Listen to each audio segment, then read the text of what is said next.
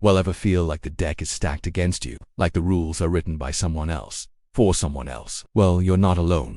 In fact, this feeling is as old as civilization itself. Today, we're journeying back over 2,500 years to ancient Rome, not to talk about gladiators and emperors, but about an epic, centuries-long struggle that shaped the very foundation of Western law and society. This is the story of the conflict of the orders, the incredible fight of the common people, the plebeians, against the powerful elite of patricians. It's a tale of protest, power, and the relentless pursuit of fairness. Stick around, because this isn't just a history lesson. It's the original story of power to the people. So, who were these two groups? Imagine early Rome, a fledgling city-state growing on the banks of the Tiber River. At the top, you had the Patricians. Think of them as the original 1%. They were the descendants of the founding families, the landed aristocracy who held all the political, religious, and military power. They controlled the Senate, served as the consuls, the highest officials, and interpreted the laws, which, by the way, weren't even written down. They believed they were born to rule. Then you had everyone else, the plebeians. This was a massive, diverse group. It included everyone from hard-working farmers and skilled artisans to merchants and laborers. Some plebeians were quite wealthy, but most were just average folks trying to make a living. Despite making up the vast majority of the population and forming the backbone of the Roman army, they were second-class citizens. They couldn't hold political office, they couldn't become priests, and they couldn't even marry a patrician. They were subject to laws. They had no say in creating and often faced crushing debt that could lead to enslavement. It was a system fundamentally built on inequality.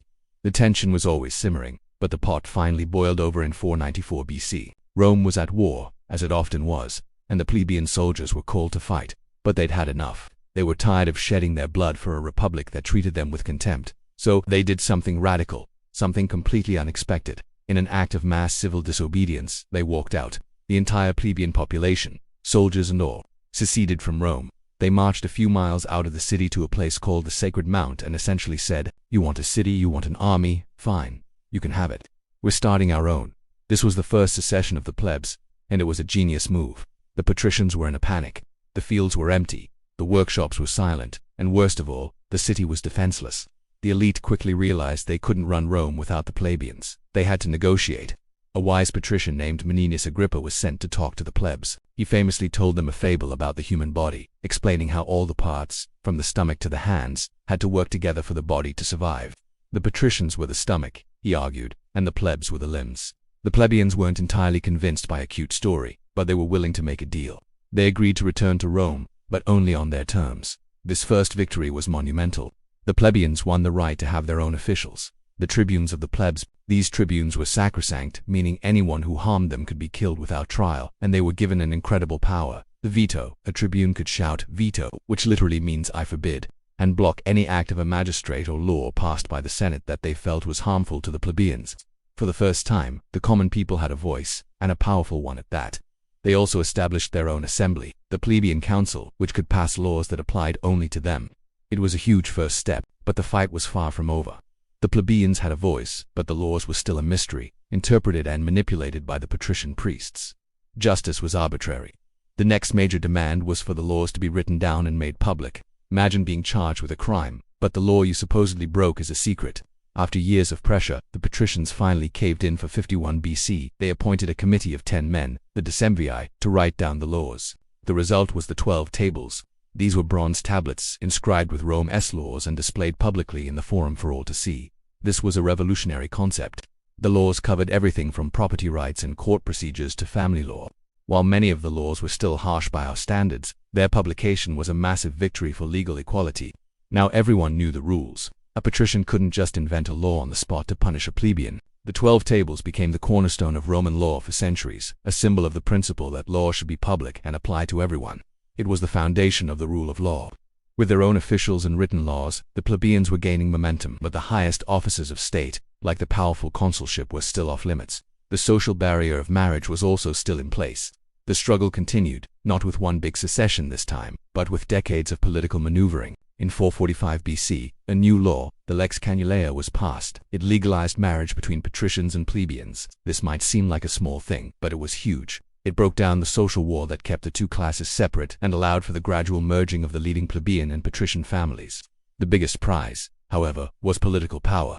The plebeians argued that if they were good enough to fight and die for Rome, they were good enough to lead it. Finally, in 367 BC, the Licinian Sextian laws were passed. This was another landmark piece of legislation. It tackled economic issues by limiting how much public land one person could own. But most importantly, it decreed that at least one of the two consuls elected each year must be a plebeian. The glass ceiling was shattered. The highest office in the Republic was now open to the common class.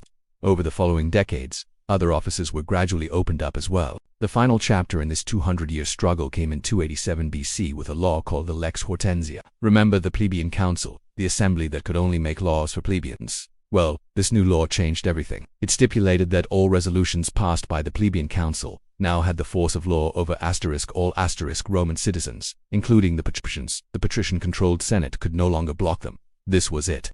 The plebeians had achieved full political equality. Their assembly could make laws for the entire state. The conflict of the orders was officially over. So, what's the legacy of this incredible struggle? It fundamentally transformed Rome. What began as a rigid aristocracy became, at least in theory, a republic where any male citizen could rise to the highest levels of power based on merit, not birth. It created a new, combined patrician-plebeian ruling class and a more stable political system that allowed Rome to conquer the Mediterranean. But the impact goes far beyond ancient Rome.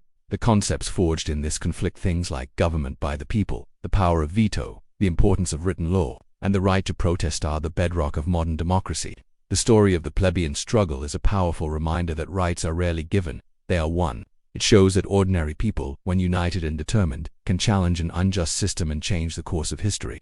It's a timeless lesson in the power of persistence, strategy, and collective action. Thank you so much for joining me on this journey back to ancient Rome. If you found this story as inspiring as I do, please hit that like button and subscribe to the channel for more deep dives into the events that shaped our world. Let me know in the comments what other historical struggles you'd like to explore. Thanks for watching, and I'll see you in the next video.